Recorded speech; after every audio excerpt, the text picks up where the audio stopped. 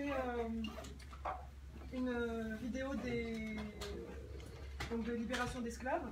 Et puis ensuite, on commencera nos explications suite aux événements qui ont eu lieu donc, le 21 mai. Et pourquoi on les a fait, pourquoi on continuera. Et tout ce qu'on a à vous dire aujourd'hui. Donc, l'intitulé de la vidéo, c'est pour abolir l'esclavage, libérons les esclaves. Est-ce que tout le monde nous entend? C'est bon? Ils font de la salle, ok.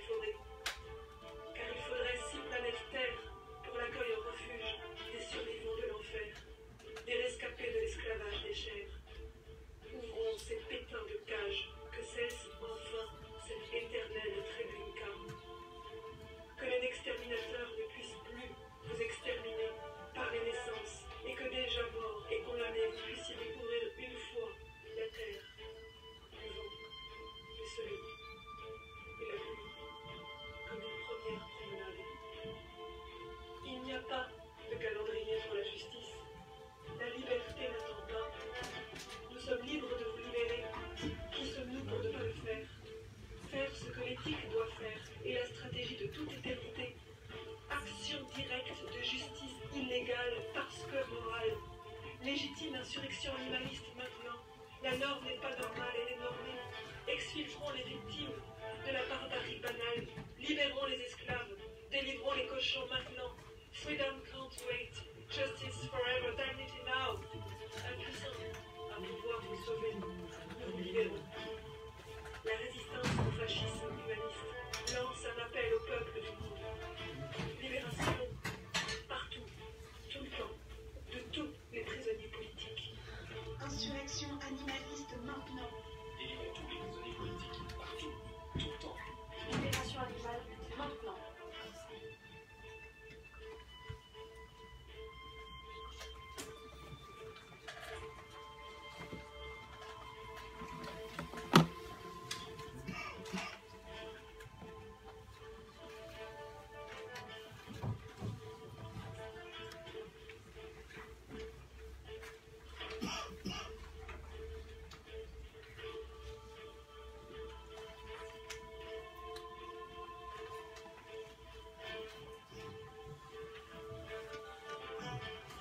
Merci à tous. Donc voici le type de fait pour lequel l'État actionne la répression. On donnera tout ça à la fin. Alors, donc il s'agit donc de libérer des esclaves des camps d'agonie. Donc le 21 mai, les forces armées, la gendarmerie d'État, a opéré à une descente. À une descente, donc synchronisée partout en France. Tours, Nice, Toulouse, Paris, Île-de-France. Ils sont donc pour une perquisition, ils sont rentrés dans le domicile à 6 h du matin. Donc dans des... Pardon ? Pardon. Et Brest, excuse-moi Jeff. Oui.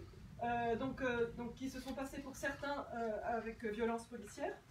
Donc nous avons été donc perquisitionnés avec toute une série de confiscations qui ont été justifiées pour bénéfice de l'enquête. Or, il ne peut y avoir d'enquête puisque tout est revendiqué publiquement sur les réseaux sociaux, dans certains médias, et donc que le domaine public en sait plus que n'importe quelle enquête de gendarmerie peut amener de nouveau, puisque nous opérons à une résistance à visage ouvert, puisque ce n'est pas honte d'avoir honte de nous cacher, mais bien à la résistance, à la violence humanocrate qui exercée par l'État et tous les acteurs du système spéciste, du système MIZONE. Donc, voici la liste des choses qui nous ont été confisquées. Voilà, donc ce qui a été donc volé par la gendarmerie ce matin-là, donc il y a un peu de tout. En gros, voilà, il y a eu une douzaine de pancartes visuelles politiques, donc pour la plupart qui n'avaient absolument rien à voir avec les actions pour lesquelles on était incriminés. Une centaine de t-shirts militants, de bracelets, badges, etc. Donc il y en a pour une valeur marchande d'environ 2 000 €. Des banderoles, pareil, avec des messages politiques, des guirlandes de Noël, du matériel vidéo, 2 GoPro, un appareil photo, un drone, une valeur de 700 €, faut passer de l'autre côté s'il vous plaît. S'il vous plaît, de l'autre porte. 2 téléphones portables, valeur de 1 500 €, des vêtements militants d'autres associations, donc il n'y a absolument aucun rapport avec Bouche Révolution.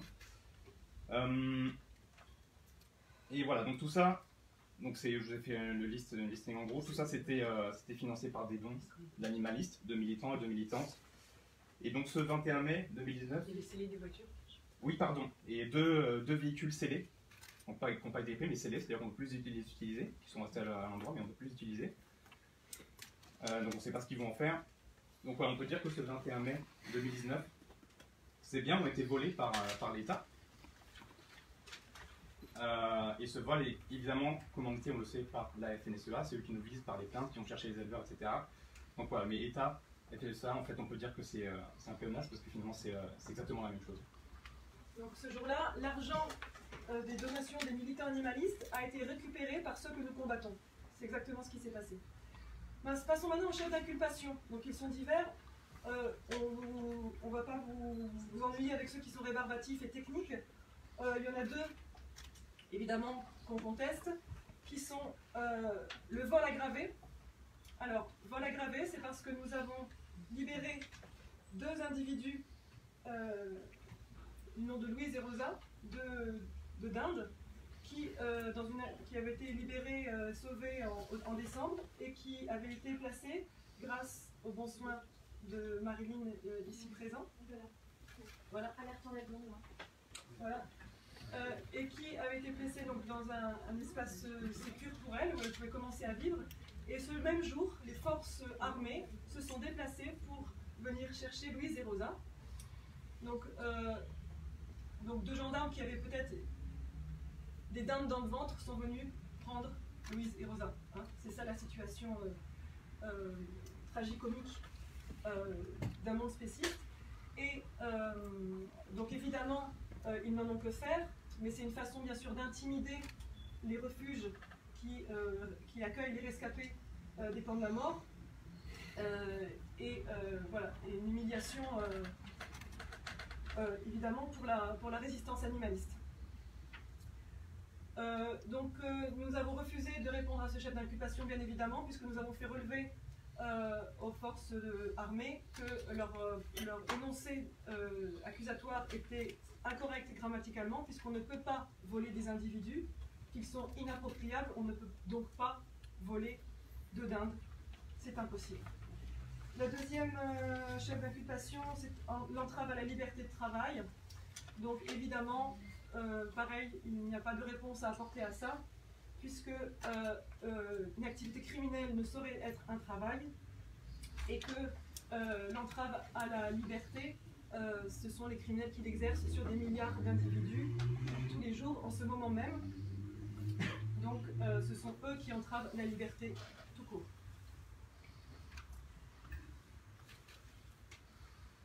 Donc nous portons plainte pour usage de violence policière vis-à-vis de Samy Kalangeli ici présent et de Barbara Jondé qui a subi des violences d'un éleveur sur un camp. Nous portons plainte pour vol aggravé en bande armée. Donc de toute la liste qui vous a été énumérée. Nous portons plainte pour tentative de vol du portable de Carole Léo, ici présente, sur une des actions. Nous portons plainte donc pour kidnapping de Louise et Rosa. Nous portons plainte pour atteinte à la liberté d'expression, suppression du site censuré par le tribunal de grande instance de Paris, sans explication et sans sommation en décembre dernier. Suppression de notre page Facebook, confiscation de visuels politiques. Nous portons plainte pour causes et blessures de la part d'éleveurs de douleur le 3 octobre 2018 au sommet de l'esclavage. Nous avons tous été tabassés lorsque nous voulions nous opposer entre le bâton et la vache qu'ils étaient en train de frapper, elle-même affublée d'un anneau dans le nez et tirée sur le marché des esclaves. Nous portons plainte pour diffamation, accusation mensongère perverse des meurtres de 1400, 1500 ou 400 d'Inde, on ne sait pas, en Bretagne ou dans l'Eure, on ne sait pas, séquestrés par les éleveurs. Nous portons plainte pour crimes de séquestration. Nous portons plainte pour crimes d'élevage. Nous portons plainte pour crimes contre l'animalité, pour crimes d'eugénisme, de torture, de viol, d'insémination, de viol d'insémination, de grossesse forcée, de désenfantement, de désallaitement, de mutilation, d'empoisonnement, d'engraissement, de déportation et d'assassinat. Nous portons plainte pour crimes de génocide. Nous portons plainte pour crimes d'holocauste. Nous allons maintenant vous énoncer les fondements politiques de la lutte animaliste, universaliste, radicale, qui est la nôtre, par le biais d'un manifeste pour l'abolition de la boucherie.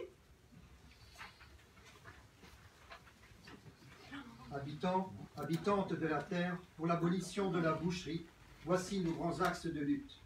Renverser le système fasciste, humaniste, qui esclavagise les autres animaux. Obtenir en priorité l'abolition universelle de l'élevage, puisqu'il s'agit de la pire des domestications tant en cruauté de persécution qu'en nombre de victimes exterminées.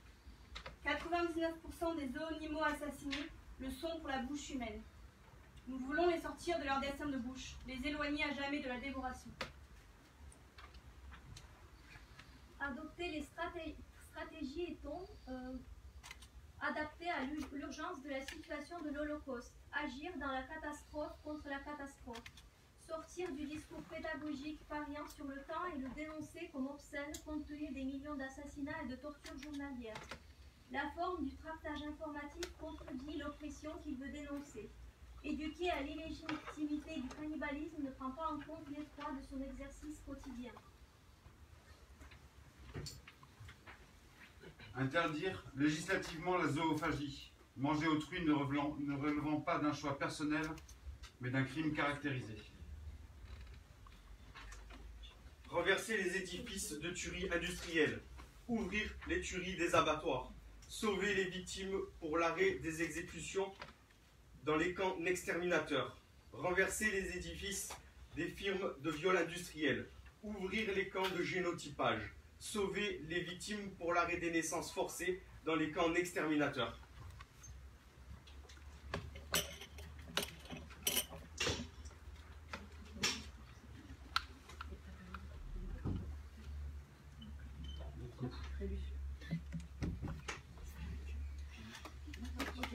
Visibiliser la globalité du système du Holocauste, en restituer tous les rouages matériels comme autant de chantiers de lutte, idéologie humanisto-fasciste, violence symbolique, torture eugéniste, sexage, viol inséminatoire reproductif, gestation obligatoire, désenfantement, désallaitement, séquestration, torture, mutilation, empoisonnement, déportation, exécution.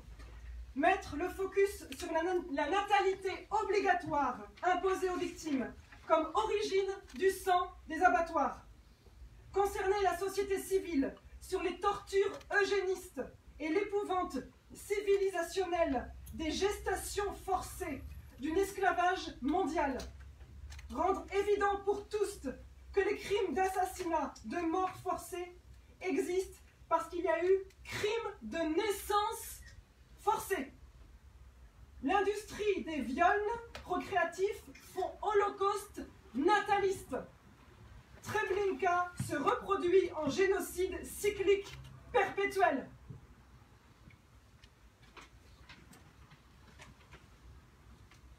Nous entendons systématiser les libérations des prisonniers politiques, des cages, des box, des fers, des chaînes, des hangars, des enclos, des camps de extermination.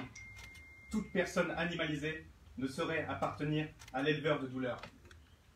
Un ou une individu étant inappropriable, il y a urgence à affranchir les milliards d'otages des cages de leur geôlier esclavagiste.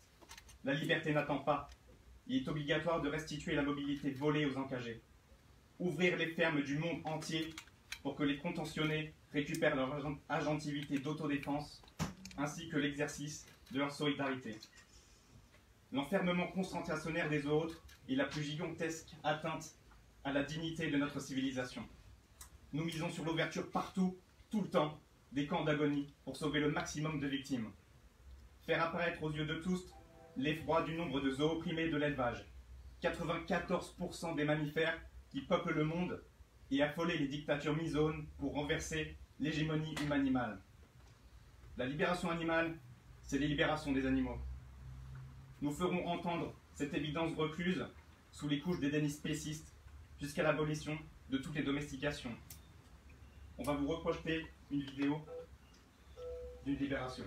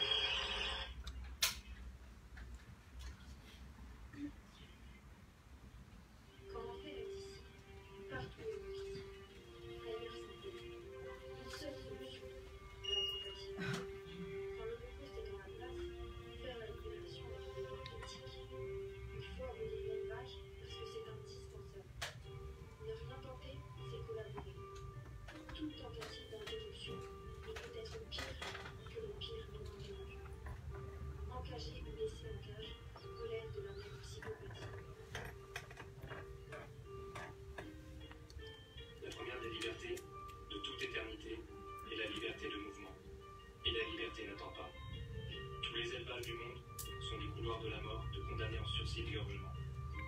Mais il ne s'agit plus de le filmer, de le montrer, de le voir. Filmer n'est pas libérer. Il s'agit d'intervenir sur le drame en cours. Il n'y a pas de justice sans geste de justice. Sortons de la contemplation morbide du spectacle des agonies pour interrompre leur supplice. Tendre le bras qui rompt le mal. Quittons le regard comique qui ne voit plus. Pour abolir l'esclavage, libérons les esclaves. Délivrons les animaux qu'ils actent de leur libération. Que chaque cage ouverte délivre un combattant. Que rien n'a propos d'eux ne se passe sans eux. Que la pagaille des eaux franchies fasse basculer l'ordre totalitaire. Contre les eaux tortionnaires, cessons d'être des maîtres, sauveurs, mais soyons adjudants des eaux combattants. Restituons-leur enfin leur agentivité. Les animaux ne sauraient naître qui bénéficiaient passifs d'une tutelle bien intentionnée. Prenons la place de second. Laissons-les tracer par leur voie propre les sentiers de la résistance. Chacun d'entre eux sera unique, inventeur de légitime défense. Alliés pour la justice, supprimons les outils des tyrans et leur puissance criminelle cédera à son appareillage. Ouvrons toutes les cages des élevages, libérons les sauvages. Ouvrons les fermes jusqu'à ce qu'elles soient toutes vides. Ouvrons les portes des wagons de déportation. Ouvrons les abattoirs. Aidons-les à s'échapper de l'enfer. Sortons-les dehors, hors de la séquestration vers une fugitive génération. Que la divagation de tout entame d'opposition, autre odyssée de civilisation. L'ère animaliste arrive comme un printemps post-apocalyptique. Spring is coming now. Ouvrir les cadenas, détruire les miradors, comprendre que le nombre de détenus, s'il est le pire drame contemporain, est aussi le plus grand potentiel d'abolition de l'esclavage procréatif. Pour que cesse leur éternel féminicide. Laissons les survivantes subvertir le statu quo. Transformons l'impasse tragique de l'effroyable condition animale en avenir. Cessons d'être aveugles à la cage et apercevons enfin l'incommensurable potentiel de leur désir de vivre. Libérer les prisonniers est un acte éthiquement, pragmatiquement et stratégiquement juste. Libérons-les pour créer un autre imaginaire. Libérons-les, c'est un geste de paix. Que les délivrances se propagent à travers le monde comme un espoir insensé à la perte du sens. Libérons-les.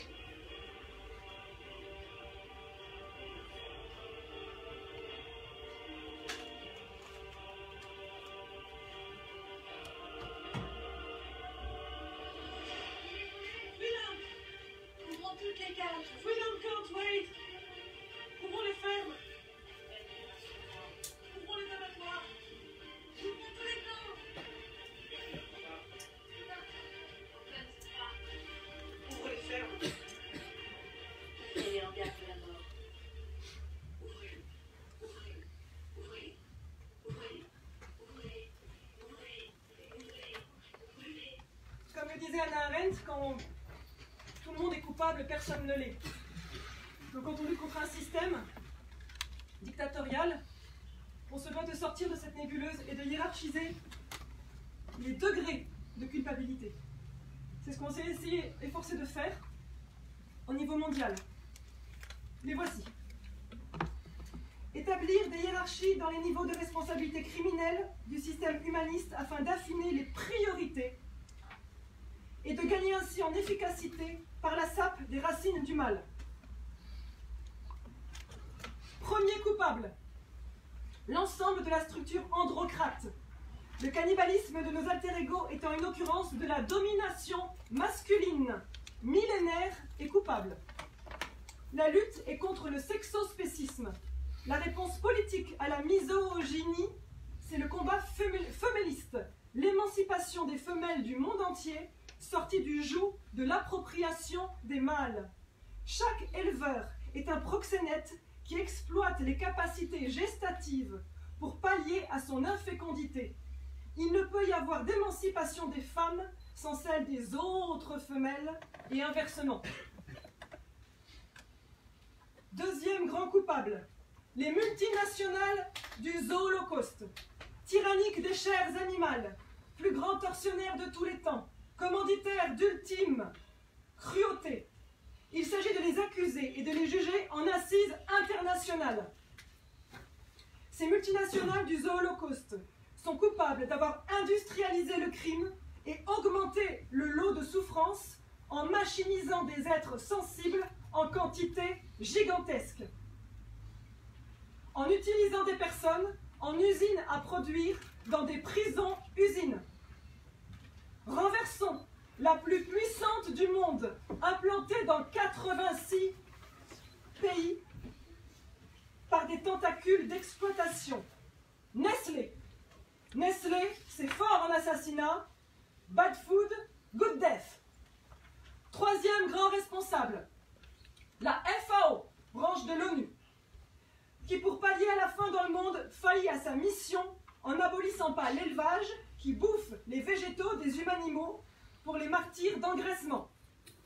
Quatrième coupable, le Parlement européen et ses eurodéputés validant les législations esclavagistes. Cinquième coupable, l'État, les États, et l'État français en l'occurrence, grand responsable des crimes zoocidaires, son institut national financé par nos impôts, l'INRA, ainsi que son ministère de l'agriculture, les députés actant les lois spécistes.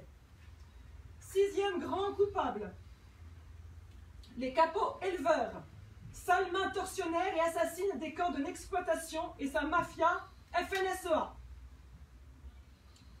Septième grande famille de coupables, les tueurs professionnels des camps de tuerie, autrement appelés abattoirs, bourreaux exécutants pour les cols blancs. Huitième grand coupable, les écoles du permazoocide, appelées production animale, dite école agronome. Neuvième grand coupable, les vendeurs de la haine qui commercialisent le charnier et s'enrichissent de la chair des opprimés. Bouchers, charcutiers, poissonniers, fromagers et toute l'industrie du zoocide alimentaire. Sixième coupable, toutes les entreprises connexes au marché du zoophage qui produisent la logistique matérielle de la zoopression. Sociétés de transport, fabricants de geôles, producteurs de poisons OGM et antibiotiques, etc. Onzième, les propagandistes publicitaires du mensonge pervers, diffusant la fable prônant la nécessité de tuer. Les scientistes menteurs du faux besoin zoophage au service des multinationales du Zoolocauste. Les médias misones qui vectorisent le spécisme et inversent l'accusation de violence des zootortionnaires sur les résistants animalistes de justice et de paix. Douzième coupable, tous les auteurs des représentations misones, films de fiction, toutes représentations confondues. 13e grand coupable, la matrice idéologique du spécisme véhiculée par toutes les religions androcrates. Elle pose les animaux en servitude à l'humain animal, objet de sacrifice. 4e grand coupable, 14e coupable, les zoophages, acheteurs et avaleurs de crimes. 15e, les passifs zoopressifs sur l'oppression en cours. Les véganes agitant l'immobilisme du boycott vertueux et les taiseux qui collaborent par non-assistance à personne en danger. Abolir le système zoolocauste, autrement appelé élevage, c'est démanteler sa structure oppressive, hiérarchiser et nommer tous les coupables, tous ces coupables, cibler les principaux zootortionnaires, délégaliser tous les métiers de la filière du permagénocide et édicter auprès des instances internationales de l'ONU les états généraux de l'abolition. Ceci étant posé, il est plus rapide de répertorier dans le monde ce qui ne relève pas du Zoolocauste que d'être exhaustif sur les entreprises coupables. Entrer dans un supermarché, c'est entrer dans le temple du charnier emballé. Le corps animal est partout. Treblinka est coté en bourse. L'argent des paradis fiscaux est issu des camps de la mort. La valeur boursière s'effectue sur le corps des zoophagisés par la négation de la valeur existence. Les zoophagisés sont des déchets de la viande marchandise. L'humanité zoophage prospère sur le génocide perpétuel d'un holocauste nataliste. Les peuples de la Terre sont torturés par la dictature humaniste. Les propagandes du suprématisme de l'animal sapiens sont dans tous les récits. La destruction de la nature est naturalisée. Imposer dans l'usage un nouveau lexique qui traduise le vocabulaire spéciste et cesse de vectoriser la violence symbolique qui l'arme à chaque énoncé. Ne plus utiliser le vocabulaire opprimant. Les zoonimaux sauvages n'existent pas. Il n'existe que les zoonimaux libres. Pulvériser les catégories langagières spécistes qui emplissent les dictionnaires de compagnie, zootechnie, élevage, etc. Le degré d'oppression exercé contre les zoonimaux n'ayant nulle équivalence dans l'espèce des humanimaux, il devient obligatoire d'inventer les mots de l'insoumission à l'ordre spéciste. Le premier pouvoir est le pouvoir de nommer. Le langage est déjà le crime qu'il conceptualise. Il est impossible de combattre l'idéologie spéciste humanocrate avec le vocabulaire spéciste. Aussi, nous entamons un vaste chantier linguistique pour faire apparaître les zoonimaux dans les mots et enfin dire le réel de leurs mots. Génocriminalité, n'esclavage, n'exploitation, n'extermination, n'holocauste, humanimal, zoonimal, esclaves, etc. Parler des animaux, c'est amalgamer les oppresseurs et les oppressés. Ce n'est pas tenable pour une lutte. Les humanimaux sont les animaux humains et les zoonimaux sont tous les autres animaux, toute espèce confondue, excepté l'espèce humaine. Voilà dissocié dans la langue zooppresseur et zooppressé. Voilà rappelé au suprémacisme de l'idéologie humaniste que nous sommes tous et pour toujours animaux, sans que l'animalité soit dénigrante. Face à l'évidence qu'il n'y a pas de résistance à l'injustice sans geste de résistance, nous entendons résolument prolonger le discours par l'action contre les tyrans du corps animal. Il s'agit de pénétrer leurs forteresses de pouvoir et de les sortir de l'impunité. L'action directe fait discours et pédagogie à la rébellion contre l'extermination en cours.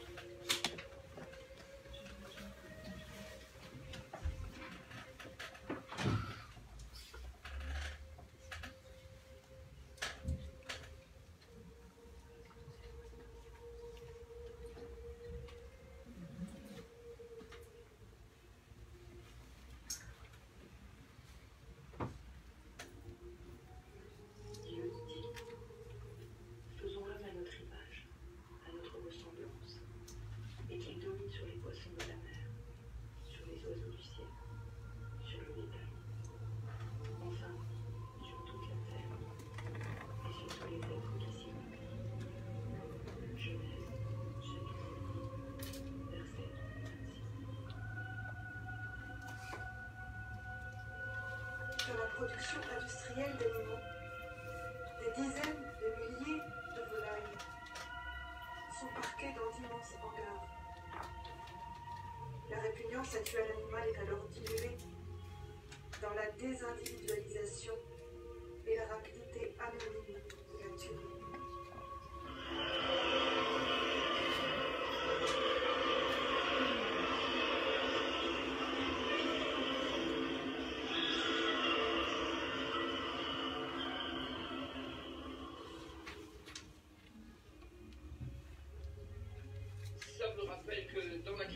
C'est logique, Dieu a fait toute la création, et puis à la fin, il a créé l'homme. Et il lui a dit, tiens, je te donne l'autorité sur tout ce que j'ai créé, mais à condition de ne pas en abuser. Faire pleurer des vaches, c'est mal. Non, c'est pas abuser, parce que c'est le bon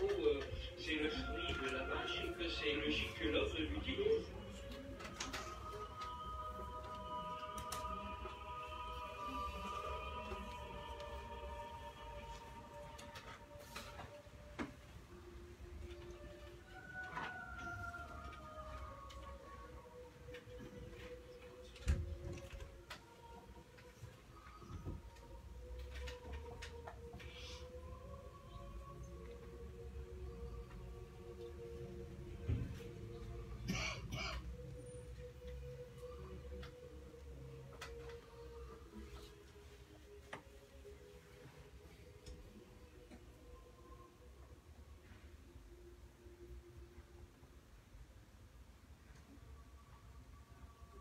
La peau donc, de la volaille va légèrement se tendre et on va tout simplement faire une incision afin donc de pouvoir dégager cette cuisse en faisant un mouvement vers l'extérieur pour ressortir la cuisse et donc la désarticuler.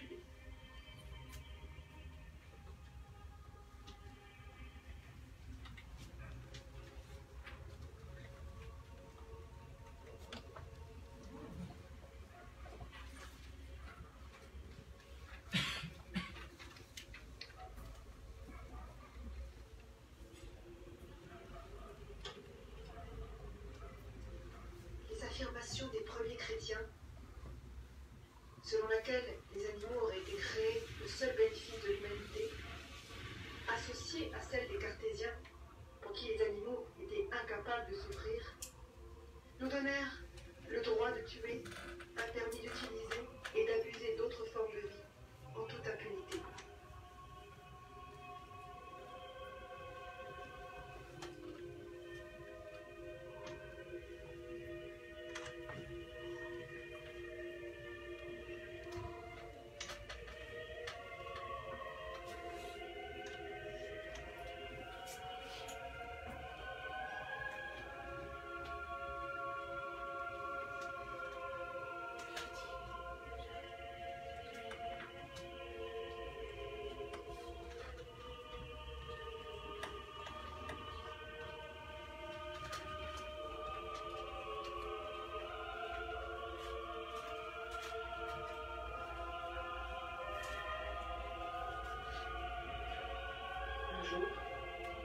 Les petits-enfants nous demanderont: où étais-tu pendant l'Holocauste des animaux?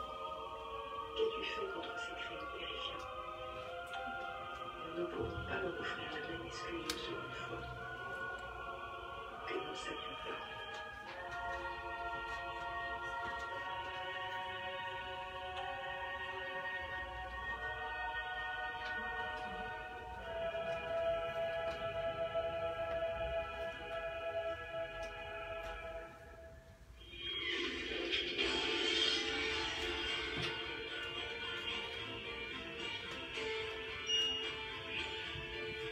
Renversons la matrice idéologique du spécisme.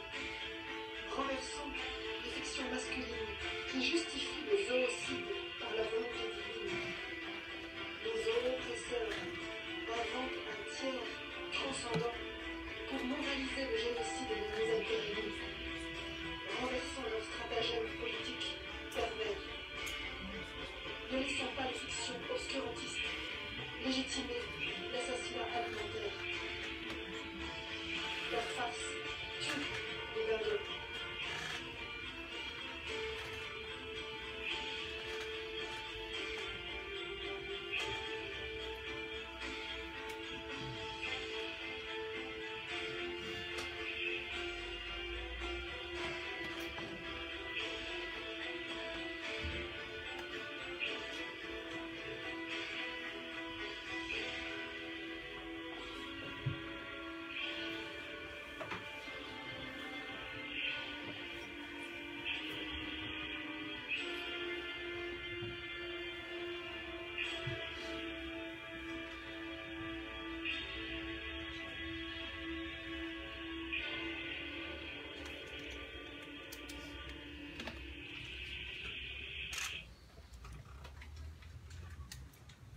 L'utopie incarnée que nous allons atteindre est l'interdiction universelle de la zoophagie.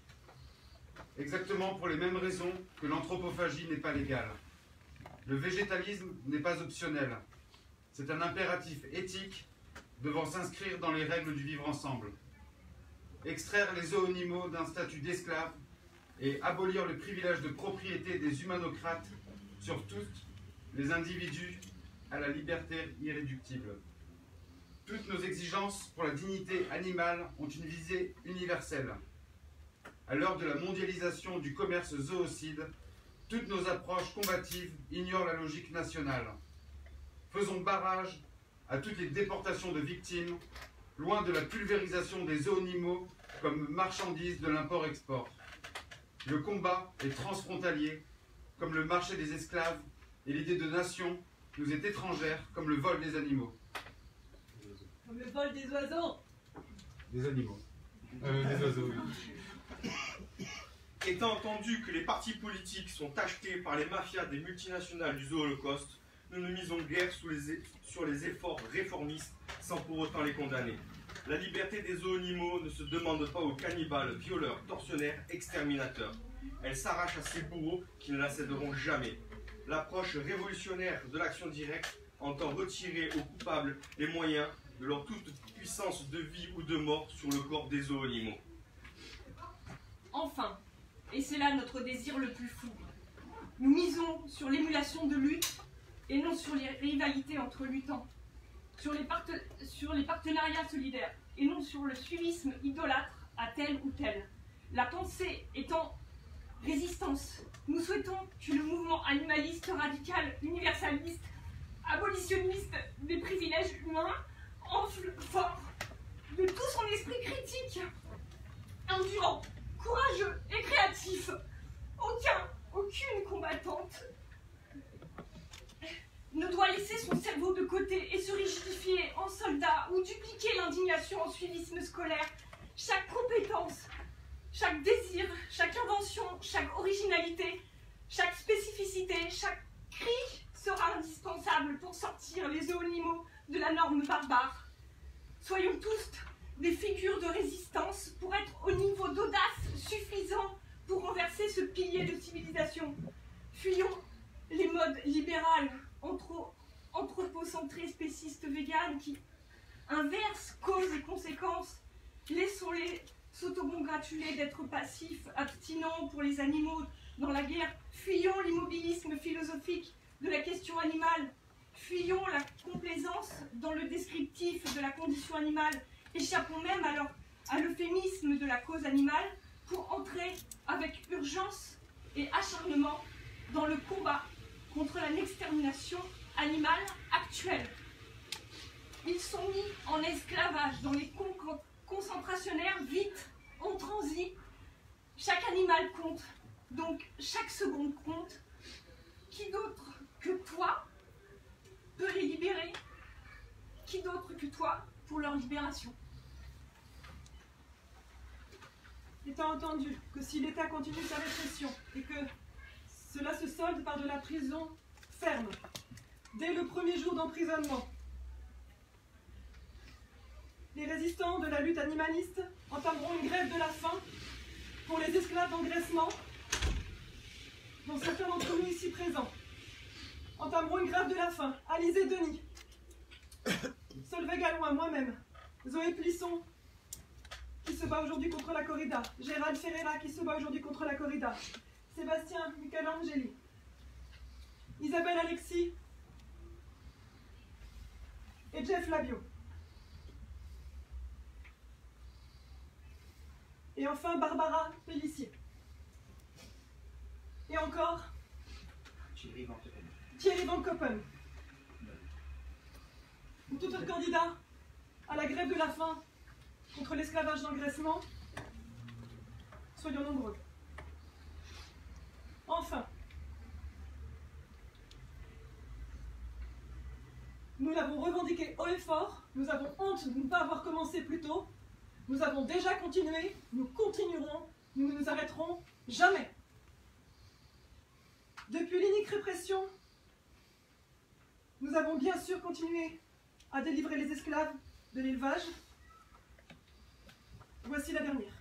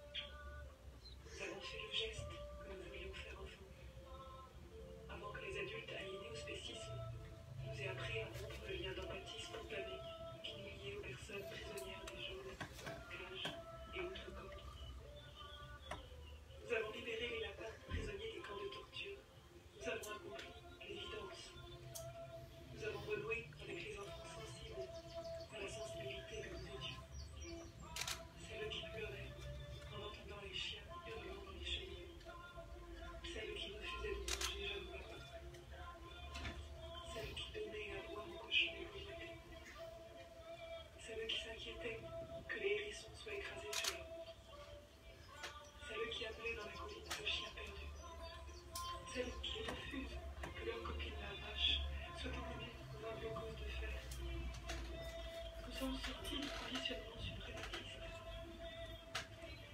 Pourtant, on a réunifié. On ne vous laissera plus vous faire torturer dans les hangars invisibles. On abolira le système qui vous fait naître pour vous exterminer. On prendra soin de vos traumas. On ne séchera nos larmes que lorsque votre oppression sera refoulée de la légalité. On ne laissera plus jamais les agents du système persécuter et couper vos chairs et chairs. On prendra soin de réparer au mieux les modifications génétiques qui ont domestiqué votre cerveau. On laissera faire vos libertés et qu'elles désapprennent vos corps à subir l'esclavage d'engraissement.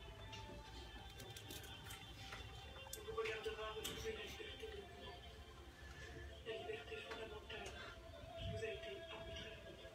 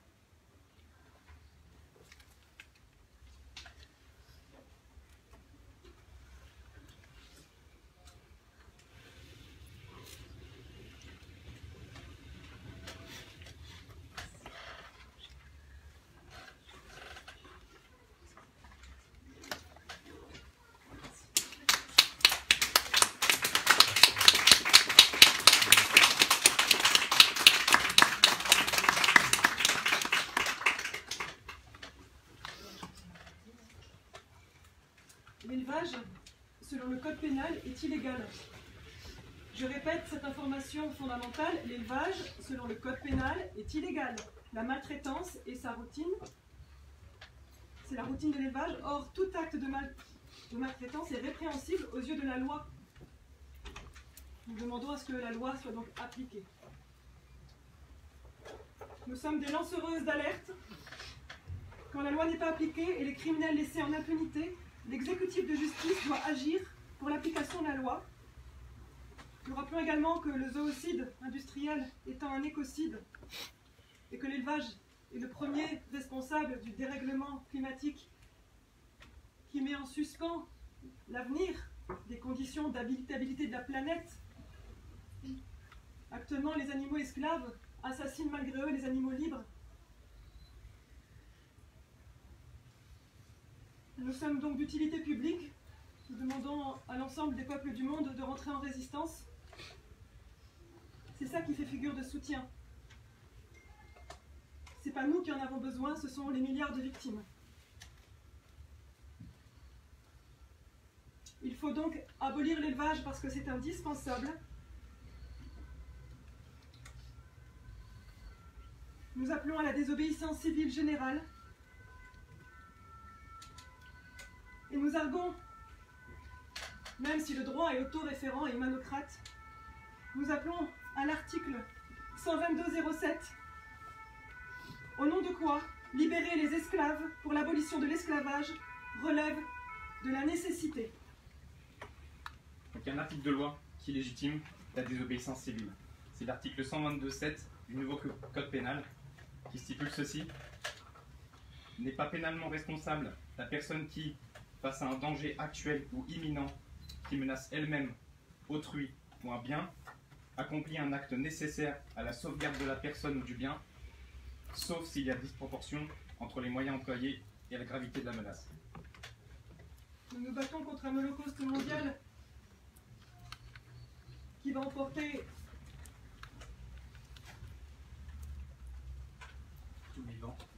tout le vivant planétaire. Nous pensons donc qu'il s'agit bien d'un acte de nécessité. Nous nous permettons de faire deux annonces solennelles.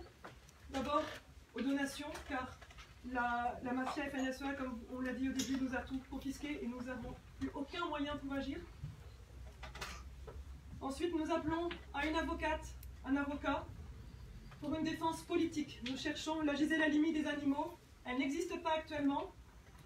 Pour une défense politique et non technique, donc pour les défenses techniques, s'abstenir, on s'en fout.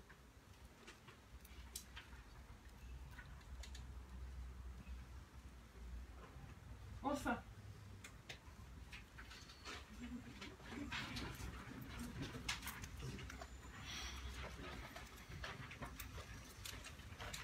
nous ne nous arrêterons pas, nous appelons solennellement les habitants du monde à ouvrir toutes les fermes, partout, Tout le temps.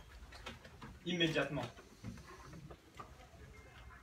Pour les activistes présents ici, nous allons de ce pas rejoindre la place de la République esclavagiste. Non pas pour appeler à la fermeture des abattoirs, mais à leur ouverture. Ouvrons les abattoirs. La liberté n'attend pas. Their freedom can't wait. Suivez-nous. Suivez-nous.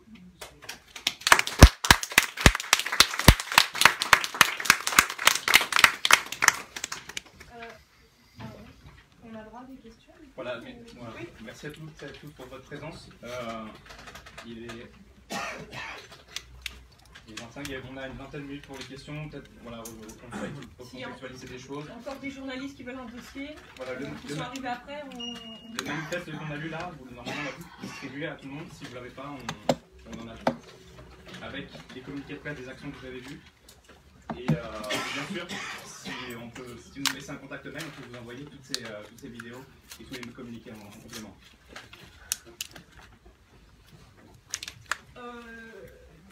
Toute remarque D'abord, est-ce que vous contestez être à l'origine de la mort de 1500 dindes dans un élevage de l'heure? Bien sûr, nous contestons.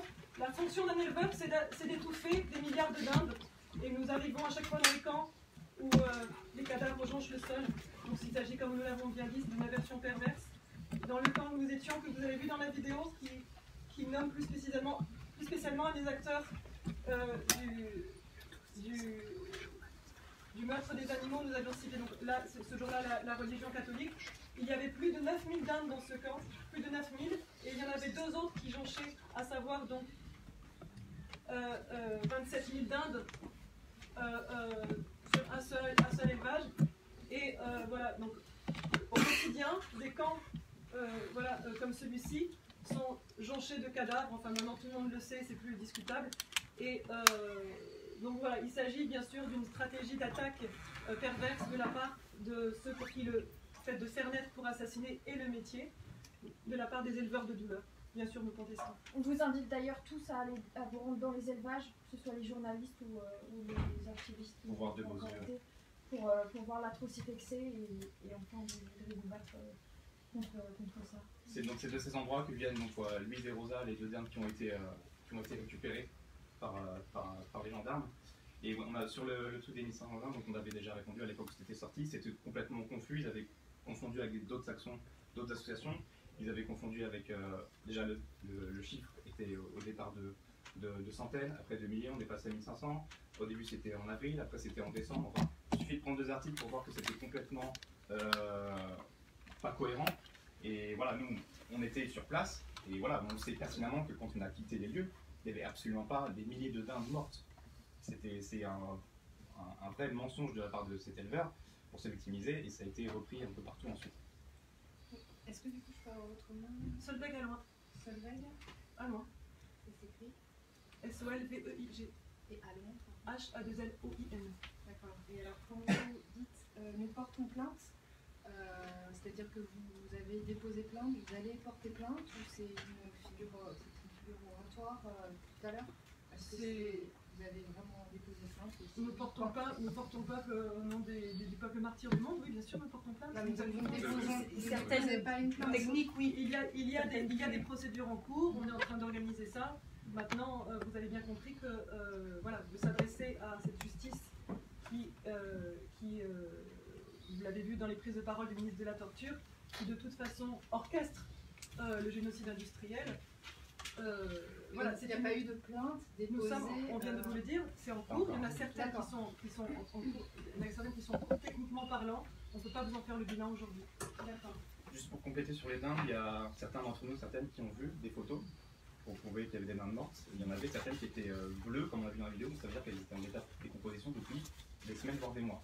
Donc ça ne peut pas correspondre avec la date qui est énoncée dans les condamnations. Est-ce qu'il y a d'autres questions sur tout ça? Une question sur les dons. Vous appelez à nouveau, parce qu'il est légitime, un appel aux dons. On a lancé un appel aux dons. Voilà. Il y a Moi, ma question, c'est dans la mesure où vous avez déjà été, si je l'ai bien compris, spolié des dons que vous avez acquis, Oui. est-ce qu'il n'y a pas le danger que ça recommence? Tout à fait. Donc il y a effectivement le danger, si on nous gentiment nous finance, que ça recommence, c'est-à-dire que l'État nous reconfisque de notre liberté de résistant politique. Et donc nous étions préparés à la garde à vue, nous sommes préparés à la prison et à la grève de la faim, comme on l'a dit. En revanche, effectivement, nous étions un peu naïfs et donc nous n'étions pas préparés aux perquisitions. Donc maintenant, nous prendrons les précautions nécessaires. Elles sont déjà prises pour que, voilà, pour que des simples pancartes, t-shirts ne soient pas uniquement volés par l'État répressif. Et de toute façon, sur le site, j'ai vu qu'il y a une cagnotte sur... Il y a une cagnotte PayPal, oui. PayPal, voilà. Donc c'est sécurisé, est-ce que pas le... Non, et on retire l'argent régulièrement pour voilà, que... Voilà. Et Elle est sur la petite carte aussi. Oui, je l'ai vu. Mais de toute façon, le matériel qu'on nous a volé, on ne le considère pas comme perdu. Évidemment, on va le réclamer, on va se battre pour le récupérer parce qu'il n'a absolument aucun rapport avec ceux pour qu'on a incriminé. Ils prennent des véhicules, des téléphones, c'est comme si on nous prenait notre monde parce qu'on a regardé l'heure sur un camp. Ça n'a aucun sens. C'est pour vous empêcher de poursuivre. Voilà, mais on ne les considère pas comme perdus, on va les réclamer et puis on va tout faire pour les récupérer. Censure, violence, intimidation, répression, confiscation du matériel qui nous permet d'agir. Vous avez compris qu'ils essayent de nous faire disparaître, étant donné que nous avons répondu à des centaines et des centaines de questions pendant des centaines d'heures dans les 35 heures de garde à vue, et que à cette occasion, ils sont intéressés par toute la résistance animaliste. Les questions ne portaient pas que sur le collectif radical universaliste que nous sommes, Boucherie Abolition, mais évidemment sur également sur la résistance de L214, de Libération Animale, de DXE et d'autres, et aussi de d'autres pays, puisque la résistance est internationale et elle ne peut être qu'internationale, et d'ailleurs il faut qu'elle aille dans ce sens. C'est ce qu'on a précisé au début dans la liste des perquisitions. Ils sont tenus à récupérer des vêtements qui étaient logotés d'autres associations, justement pour, on pense, voir un peu les liens qui existent. Et donc clairement, c'est pas que nous qui sommes visés, c'est vraiment tout le mouvement animaliste en général. Il faut savoir qu'en Autriche, l'État répressif a réussi à prouver que toutes les collectifs, associations, mouvances de résistance animaliste, de la plus légaliste à la plus désobéissante, étaient en lien, et ils ont fait comme ça tomber toute la résistance animaliste. Donc voilà, est-ce que la France se prépare à ça? On ne sait pas. De toute façon, la route est en marche vers la désobéissance, elle ne s'arrêtera jamais. Ils peuvent nous mettre en prison, d'autres prendront la relève. Je vous redis que la France est dans une attitude extrêmement ringarde vis-à-vis de ce combat-là, puisqu'en fait, voilà, ça fait la une des médias en Australie, il se passe énormément de choses en Chine, etc. Voilà, la France est, de par une tradition particulièrement zoophage, est assez en retard, mais ça va changer, puisque ce qu'on n'a pas en nombre, forcément, on l'aura en offensivité. La résistance est aussi politique, aussi une partie animaliste. En passant sans niveau aux dernières européennes, vous désolidarisez complètement la politique ou alors c'est encourageant pour vous? Alors excusez-moi, mais dans votre question, vous parlez de la politique politicienne. Tout ce que nous avons énoncé aujourd'hui est éminemment politique. Donc on ne désolidaire pas de la politique, au contraire, on en fait un combat politique de justice sociale et non pas justement une attitude vertueuse. On est révolté par l'appel à la compassion. On n'abandonne pas une victime au choix de la compassion ou de la non-compassion de son bourreau. Donc nous sommes dans un combat de lutte contre l'esclavage et de lutte contre le pire qui soit, le pire qui ait jamais existé, l'esclavage procréatif. Et donc nous sommes éminemment politiques, nous appelons à la résistance donc, politique, je pense que c'était suffisamment clair. Là vous parlez de la politique politicienne et de la politique institutionnelle. Donc elle fait ce qu'elle pense devoir faire. Comme nous l'avons énoncé, le temps pédagogique, la temporalité dans laquelle elle s'inscrit est absolument obscène. C'est-à-dire nous sommes dans un contexte de guerre totale, de dictature planétaire.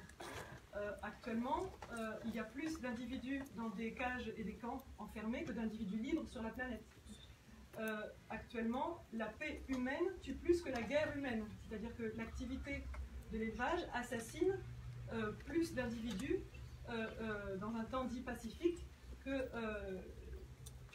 qu'un temps belliqueux. Et je rappelle que 70% des terres du monde sont accaparées pour nourrir les esclaves d'engraissement, et que l'abolition de l'élevage, la réponse technique à l'abolition de l'élevage, c'est l'abolition de l'élevage, puisqu'on récupère 70% des terres pour le végétal et pour notre maison à tous, tous les animaux que dont nous sommes.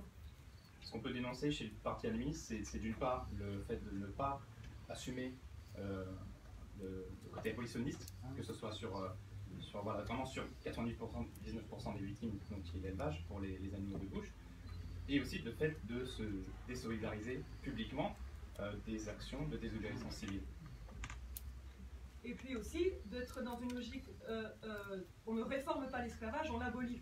Donc la tentative qui peut paraître vertueuse de vouloir réformer l'esclavage est en fait une obscénité, est en fait un geste inique pour les victimes.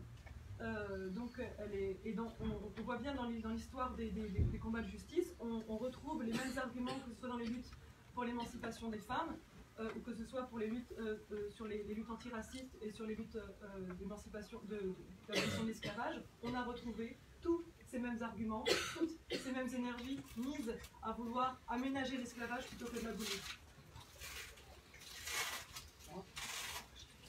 Donc je voudrais vous féliciter parce que je pense que vous serez dans les livres d'histoire dans 150 ans. Et maintenant, est-ce que le projet, c'est d'être dans un livre d'histoire ou est-ce que c'est de voir le contexte actuel? Parce que je ne vois pas ce que boucherie abolition, je vois qu'il y a plus de répression, je vois que ça divise le mouvement. Alors est-ce que c'est une lutte pour être dans des livres d'histoire? Est-ce que c'est une lutte pour la vérité? Ou est-ce que c'est une lutte vraiment, pour, comme vous le dites, pour les zooprimés? Parce que les zooprimés actuellement ne subissent pas d'amélioration grâce à tout ce qu'on fait, parce qu'on se divise, parce qu'on se bagarre, parce qu'on a plus de répression. Donc quel est le projet? Est-ce que le projet, je le répète, et j'aurai une deuxième question après. Non, une seule. Sans qu'on puisse répondre. Il nous reste 10 minutes. Alors je dis la suite. Donc vous, principalement, vos trois piliers, c'est la libération animale, ouvrir les cages, ouvrons les cages, ouvrons pour les zoos esclaves, si j'ai bien compris, hein, de lutter contre le système spéciste et de le casser. Et la troisième chose, c'est de faire des actions choc et des choses où c'est remarqué et ça fait prendre conscience aux gens. Par contre, il y a une lutte où je ne vous vois jamais, c'est les cirques. C'est-à-dire que si demain une loi passe sur les cirques, on est en train... Attendez, je finis, ok? On est en train de casser le système spéciste politiquement. On libère des centaines de cages pour des lions, des éléphants. Et c'est très très chaud, c'est-à-dire qu'on prend des menaces de mort, on se fait tabasser dessus et on ne vous voit pas. Ok, alors on va vous répondre déjà concernant les livres d'histoire. Les 150 ans, on les a pas. Donc s'inscrire dans un livre d'histoire, c'est nul et non avenu. Et on s'en fout. On est en train de vous dire justement que c'est la suite de l'existence du vivant sur la planète qui est en jeu. Donc voilà. Ensuite, évidemment, on l'a dit, donc vous avez mal écouté, 99,9% des victimes sont assassinées pour la bouche. Donc nous sommes un collectif qui nous centrons là où la barbarie s'exerce en priorité, à savoir, et en masse, à savoir l'élevage. Donc, et tant mieux, bien sûr, c'est fantastique que d'autres s'occupent des autres occurrences de persécution, mais nous, on essaie d'être logique, et c'est là où il y a le plus de victimes, donc c'est là où on met notre énergie. On ne peut pas non plus tout faire. Et par ailleurs, tant qu'on les mangera, on leur fera les autres choses. Donc on pense on est radicaux, c'est-à-dire qu'on s'attaque à la racine du problème, c'est ça la définition de la radicalité. On essaie de cibler la racine, et donc on essaie d'être logique, et donc de s'occuper de l'abolition de la zoophagie et de l'abolition de l'élevage. Pour le reste, notre préoccupation de diviser ou pas le mouvement, ce n'est pas la nôtre. Notre préoccupation, ce sont les victimes. On fera. Ce sont les victimes, on fera. Ça leur fait pas du bien aux victimes. Mais ah bon, vous en savez quoi? En tout cas, c'est ce qu'on remarque pour l'instant. Non, après, je ne connais pas tous les effets. Pour l'instant, de toute façon, la lutte est dans un échec constant. On n'a rien obtenu. Il ne se passe aucune amélioration et la situation empire. Zéro. Non, c'est faux, s'il vous plaît. On discute en sortant des chiffres. C'est factuel. voilà, il n'y a pas, au niveau planétaire, chaque jour qui passe, les animaux sont de plus en plus assassinés en nombre. Donc, mais regardez les effets. Le discours, il est beau, mais les effets du discours. Maintenant, oui, c'est ça qui compte pour les zoos opprimés, c'est les effets du discours, c'est pas le discours. Où on se soucie plus de la réception et non de l'oppression, on abandonne, on a trahi les victimes. Mais ça, c'est on se bat contre l'injustice, mais pas pour les animaux. Juste, est-ce que c'est plus concret d'attendre que tout le monde devienne vegan et qu'il n'y ait plus d'animaux tués miraculeusement, ou juste de les sortir, genre pour les personnes qui sont sorties de là-bas, c'est toute leur vie qui change, et toi tu dis que ça change rien à leurs conditions. Non mais moi j'ai jamais dit ça. Tu vas dire que ça change rien. Non, j'ai dit que les effets du discours rendent le mouvement moins efficace, et pour les zoos opprimés c'est encore pire. Les actions sont bonnes, même celle-là, et celle-là elle est bien parce qu'elle... C'est faux. Si demain moi je vais tuer des bouchers, c'est pas bon. On va la parole parce qu'il nous reste peu de temps. Voilà. Est-ce qu'il y a d'autres... Je peux me permettre? Oui, oui bien sûr. Vous avez annoncé... J'en ai pour très peu de temps. Oui, pardon. Vous avez annoncé quelque chose qui me semble important. Vous avez annoncé une grève de la faim. En cas de prison ferme. En cas de prison ferme. Comment? Vous ne dites pas encore? Non. Attends, tant mieux. Moi, évidemment, je trouve que ça fait peur parce que c'est quand même une diminution très importante de l'état de santé des gens qui font une grève de la faim. Est-ce que vous n'avez pas peur, malgré tout, que ça amenuise votre combat et que ça soit dangereux? Avons-nous les choix de nos moyens de lutte? Nous ne les avons pas. Oui. Donc, on fait comme on peut et je ne sais pas si vous vous rendez compte, mais on appelle surtout à une émulation. On appelle à une émulation. Donc en fait, évidemment, c'est pas nous qui allons abolir l'élevage à nous tout seuls.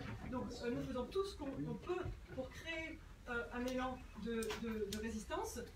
Si pour nous, si nous sommes neutralisés, d'autres prendront la relève.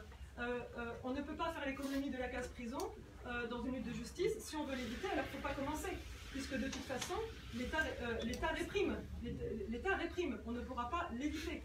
On le regrette, mais on ne peut pas l'éviter. On résistera à notre façon et on profite de le dire aujourd'hui, puisqu'on sera neutralisé, on ne pourra plus communiquer et toute la propagande et les mensonges s'exerceront à nouveau, comme ça a été fait quand nous étions en garde à vue. Ça rejoint la réponse que je voulais faire sur la réflexion d'une phrase, c'est que voilà, nous on considère ça comme positif, puisque on se bat contre un système qui est si puissant, qu'il est en place depuis des millénaires et que forcément il va falloir rentrer dedans et que s'il y a cette répression, c'est qu'on dérange, donc c'est positif. Oui, il y avait Lucie. Du coup, pour revenir sur ce que tu as dit, je ne comprends pas en quoi les actions de, par exemple, les violences vers la boucherie, c'est pertinent au niveau de la réception. Dans le sens, à ce que je vois, je n'ai vu aucune personne qui a choisi de diminuer sa consommation de viande suite à ces violences. Dans le sens où on voit la réception autour de nous, c'est que les gens consomment des violences, on les extrême, alors que nous on se dit pacifiste. Donc si on se dit pacifiste et qu'on renvoie une image de quelqu'un de violent, personne n'aura envie de devenir vegan, et c'est ça le problème. Alors s'il vous plaît, essayez de ne pas confondre violence et offensivité.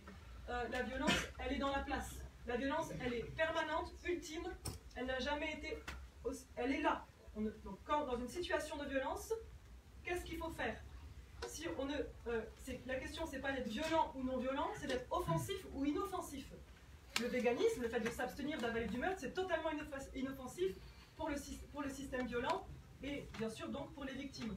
Donc il s'agit d'être offensif, c'est pas parce que les médias propagande taxent des gestes de résistance de violents qu'ils le sont. Là, il s'agit de légitime défense, s'il vous plaît, il s'agit de légitime défense. Voilà, maintenant la préoccupation de la réception, c'est un écueil. Voilà, il faut sortir de la logique véganisante, il faut évaluer les choses du point de vue des victimes, c'est l'unique baromètre. C'est ça? Et vous êtes inoffensif pour eux? Non, une libération, ça change le destin des victimes, alors que de filmer les camps d'agonie dans un regard qui commence à devenir tellement complaisant qu'il en devient suspect, c'est une abomination. Voilà. Il est hors de question que la suite des événements consiste à filmer les camps de la mort comme on regarde un spectacle de corrida. Il faut interrompre la violence qui s'exerce. Je rappelle les propos de Jacques Rancière à ce sujet qui dit qu'un progrès se fait montre quand il y a une capacité à passer du dire au faire. Et ce n'est pas un débat qui améliore les situations. Dans la situation de l'oppression des femmes, on est au courant. Ça fait débat et ça n'améliore absolument pas la condition des femmes qui ne cesse d'empirer. Eh bien, pour les autres animaux, et et les femelles donc ils sont, c'est la même chose. Donc en fait, il s'agit, ce n'est pas un débat, c'est une question de vie ou de mort, c'est une question d'holocauste, de non-holocauste. Donc accepter de débattre, c'est déjà une trahison vis-à-vis des victimes. Il faut bien comprendre qu'on n'est pas du tout sur la sensibilisation. Non, mais on a bien compris voilà. ça. Bah, non, mais les questions ne sont pas adaptées du coup. Mais il faut c'est la dernière, il faut qu'on libère la salle, donc la dernière question. C'était qui? Bah, moi j'en ai. Non, mais ça y est. Si vous, c'est vraiment les animaux, les zoonimaux qui subissent, et que c'est pas l'injustice, on est obligé de faire avec un contexte, avec des gens, avec un mouvement, avec des militants, des activistes, et les amener à quelque chose, à les faire avancer. Mais si c'est uniquement la justice, et vous en avez rien à faire des gens, rien à faire de l'opinion, rien à faire des militants, rien à faire des activistes, et que vous défendez uniquement l'injustice, vous n'êtes pas là pour les autres. Nous n'avons pas dit que vous n'avez rien à faire, nous avons dit que ce n'était pas notre première préoccupation. Essayez d'être attentif, voilà. Ce n'est pas du tout la même chose. Au contraire, on met les victimes en premier en fait. C'est exactement le contraire. Non, dans le discours, mais dans les faits, dans le discours, oui. Mais dans les faits, est-ce que vous faites... Non, il n'y avait pas assez de vidéos là. Ça ne fait pas avancer les choses. Et qu'est-ce qui fait avancer les choses? Faites ce qui fait avancer les choses pour vous, on continuera à faire ce qui est pour nous pour avancer les choses. Ah mais sauf que vous tapez sur les autres. Maintenant, rendez-vous pour un... On va à République.